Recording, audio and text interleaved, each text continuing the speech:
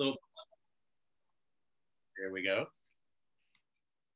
Thank you very much. I'm going to continue. Thank you. Oh, we continue. I'm not used to that. Good. All right. We are being recorded. So yes, Henry Griggs, former trustee, but more importantly tonight, I've known Barry Meier and his wife, Ellen Pollock, for decades.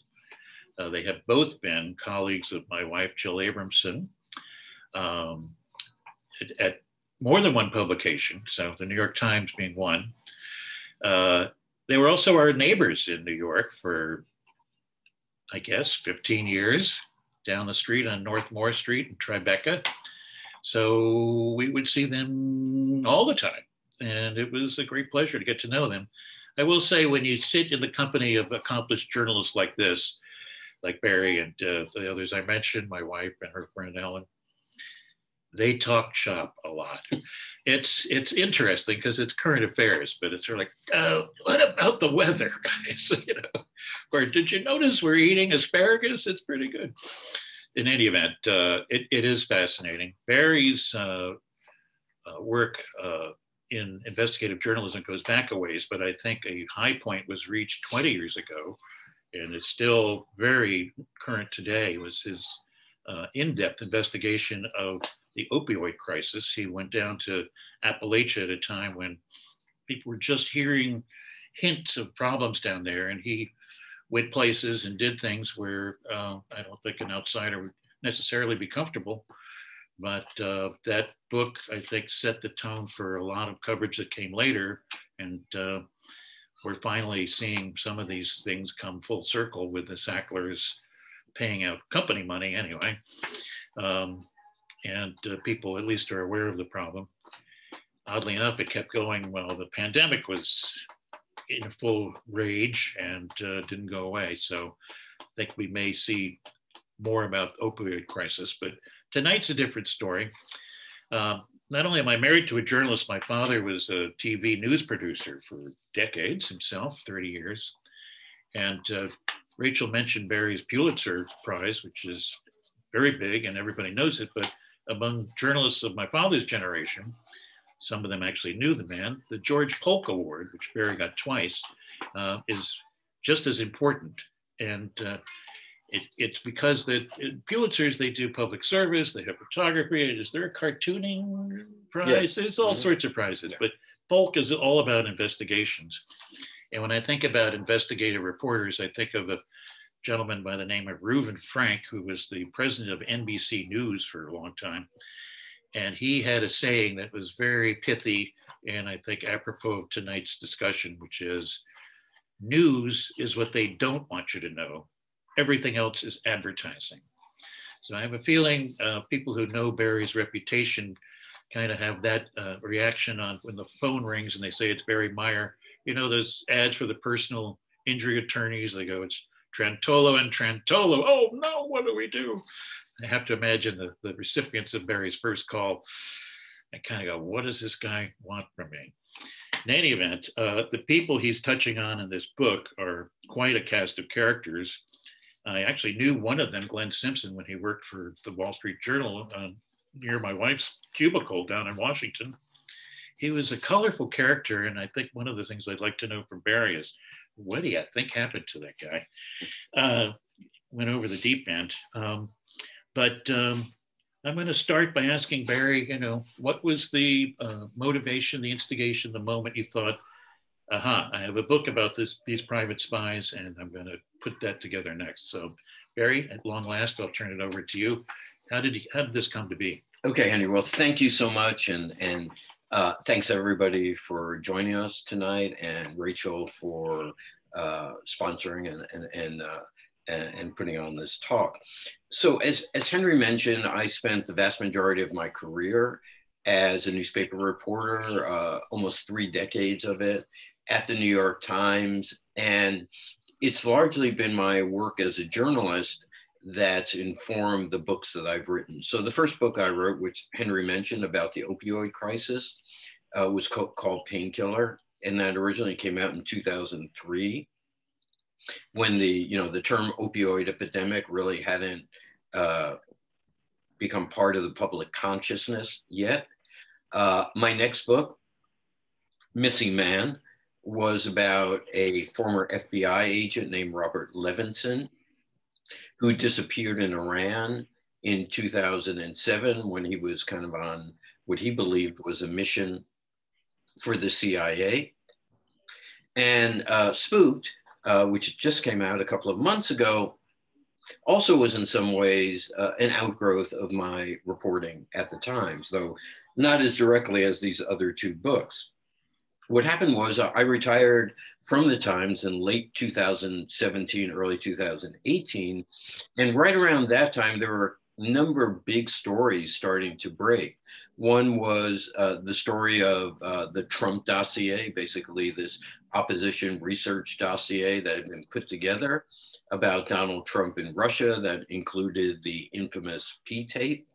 Another big story was the Harvey Weinstein scandal, which involved a number of actresses making accusations of sexual harassment or worse against Harvey Weinstein, the film producer. And the third big story was a scandal involving a medical technology company called Theranos, which claimed to have developed this revolutionary type of blood testing, where you could actually do a blood test by taking the blood of just pricking someone's fingers and taking a tiny amount of blood rather than drawing. Sorry, that's my old telephone. Oh, drawing a huge amount of blood out of their arm. And as these three stories kind of bubbled to the surface, there was a thread that was connecting them, and that was the involvement of private investigators, or as I call them, private spies, in gathering information or dirt for some one or more of the parties in these stories. And I thought, you know, there's this huge industry out there that no one's kind of investigated. So I thought it would be fun and interesting to kind of flip the script and investigate these investigators. And that became the sort of jumping off point for my new book, Spooked. Okay. So let's get to the meat of the matter. Everyone's heard something about the Steele dossier, the Trump dossier, and tell us what you learned in investigating the investigators. So just in kind of setting the stage again, it's not uncommon for politicians to hire people to dig up dirt on their adversaries, right? That happens virtually every election. It might happen even in a town like this, where, you know, there are two people running for office, and one person says, didn't Henry, was he in an auto accident one time? Or did he like flake out on his student loans? But, you know, people will hire people to go into the past of an opponent, dig up what's called opposition research, or OPPO, and then try to use it against them in a campaign. This goes on, you know, in every level of election.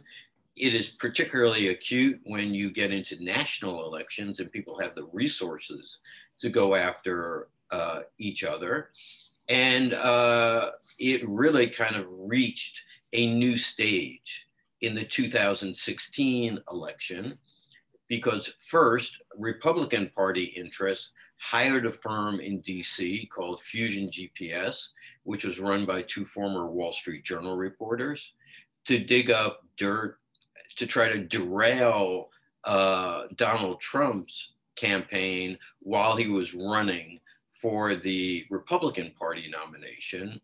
Then after he won it, the two guys at Fusion GPS, Glenn Simpson and Peter Fritsch, went to the Democratic National Committee, and lawyers working for the Democratic National Committee, Hillary Clinton's campaign, and said to them, you know, we've made a lot of headway digging up stuff on Donald Trump, but we think there's even better stuff to be dug up in Russia.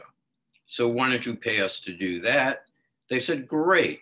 So Glenn Simpson reached out to Christopher Steele, a former operative with MI6, the British equivalent of the CIA, and said, hey, guess what? We're getting paid to do this. We can pay you. Christopher Steele had his own private investigations firm in London.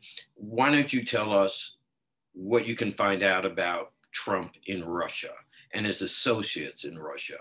So Christopher Steele sent an operative to Russia, and his memos became known as the dossier, or the Trump dossier, or the Steele dossier. And when they became, and they included allegations like the supposed P tape, that there was compromise or secret videotapes that Russia's intelligence service had made of Donald Trump cavorting in a Moscow hotel, and various allegations against Trump and members of his campaign that they were colluding with the Russians to try to tilt the 2016 election in Trump's favor. All this stuff, when it became public in 2017, when it was all published by BuzzFeed, kind of set up and set off this huge feeding frenzy in the media, where it was basically, you know, constant wall-to-wall coverage for 3 years, as it turned out. And that's part of the story that I trace in the book. So you mentioned Harvey Weinstein earlier, and I don't know that many people listening have heard of the group Black Cube.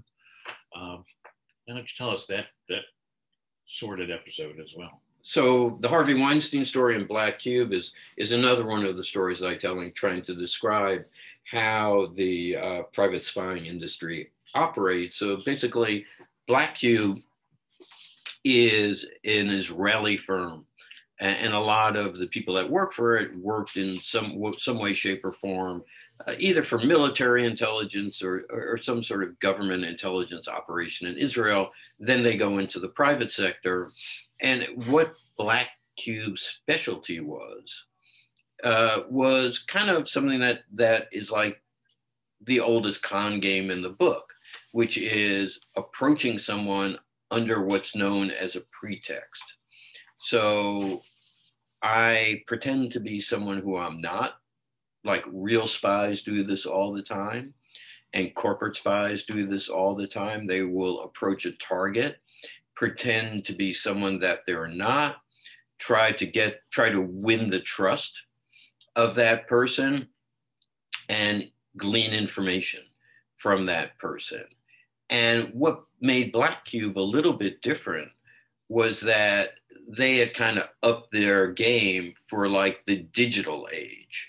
So they would create online personas for their operatives.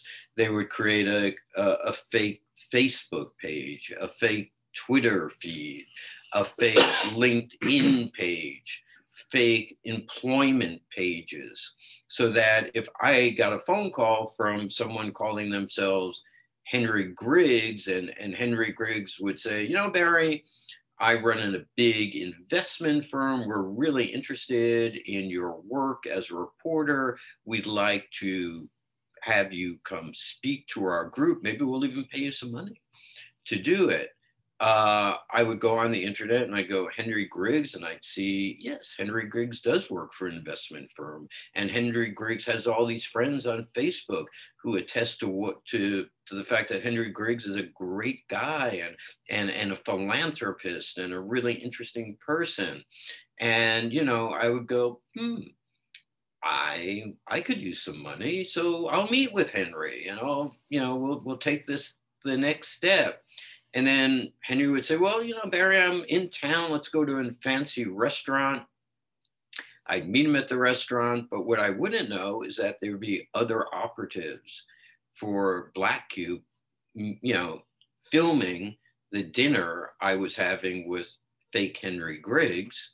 And fake Henry Griggs during this dinner would be trying to lure me into making various types of statements or suggest things to me that I would respond to that ultimately could be used to tarnish me or embarrass me. So there are other very interesting and substantial stories in the book. We don't want to give it all away at once, but I'd like to kind of come at the idea from sort of what's it like being a journalist doing this, and in particular, there's a nice interview with you in the New York magazine, the Intelligencer column, which is often interesting. And I'm going to ask the question that they asked you, and I will check that you give the right no. But the question is, when you were doing this, did you ever think that you were being spied on?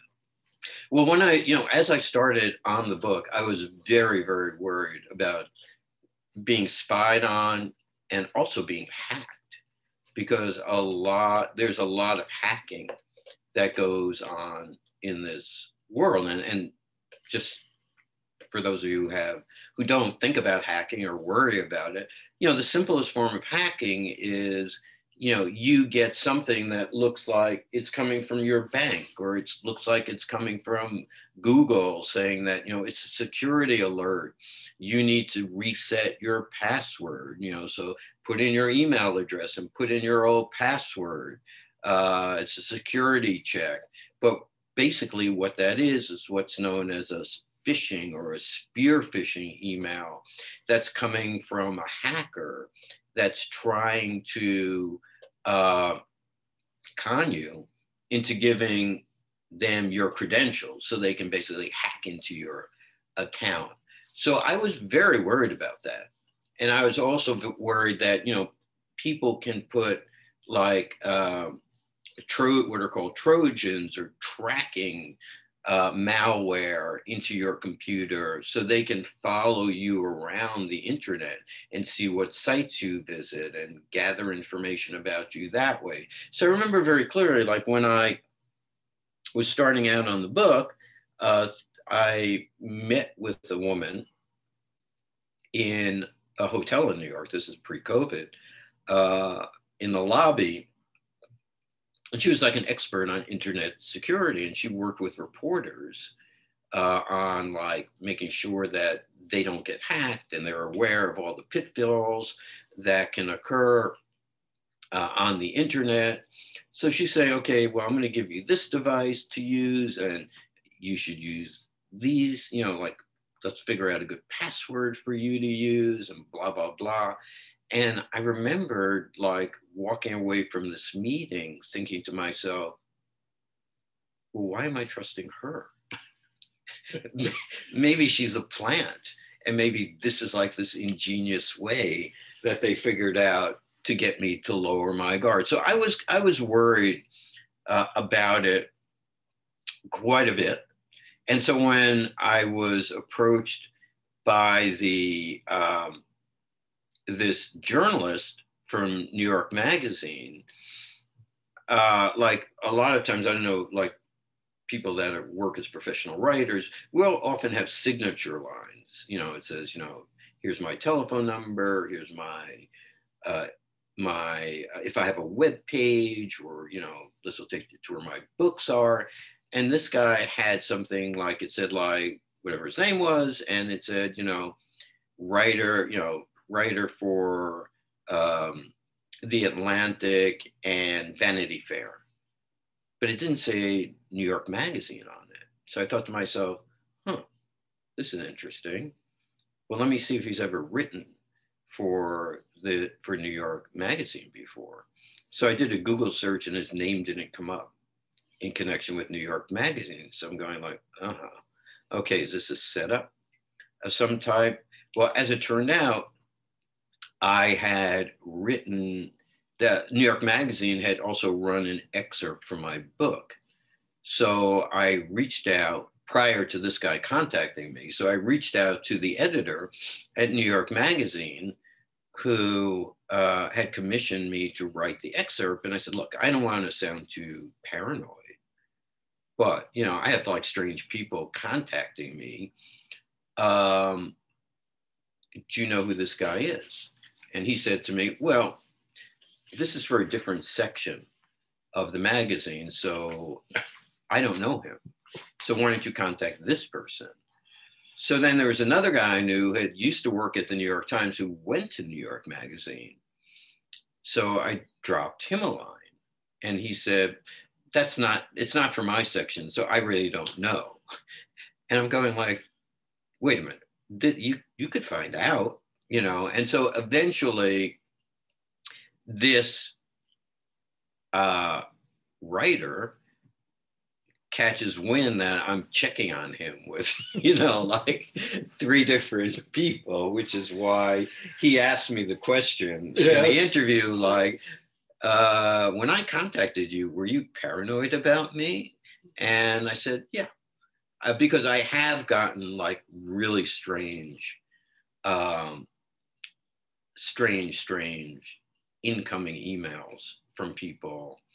And unless I know who they are, I either don't respond to them or respond to them in a very neutral way that's not intended, where I don't want to really engage with them. I'm reminded of a famous saying by the great H.L. Mencken: if your mother says she loves you, check it out. Yeah. So yes, that's to answer your question in a long-winded way. It's a very entertaining. Not that I'd wish it on anybody. Right. That's it. So unless you have something else you'd like to add at this point, I think we've talked at this end enough, and maybe hear from the other folks on the Zoom if they have questions.